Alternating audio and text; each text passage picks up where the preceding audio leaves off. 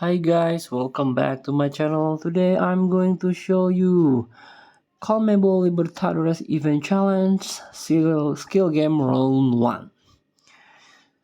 So before we start, I made this video is for beginner that are still new into this game, still confusing how you can join the challenge event or complete some quests to get ton of rewards from this EA Sport FC Mobile 24, because previously this game is FIFA Mobile, but right now it's brand new EA Sport FC Mobile 24.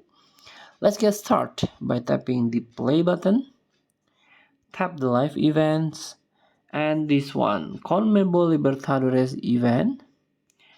This is the main event of this season. And tap this challenge mode.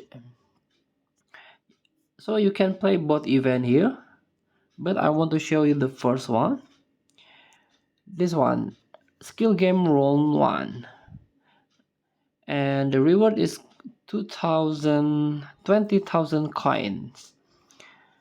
Let's tap the round 1, tap continue. So in this first challenge, you have to hit the bricks, swipe the shot and hit the bricks in the net to earn point. So you get 7 attempts. You can drag here to adjust the view and tap slide, and you got 500 point. Let's try another angle.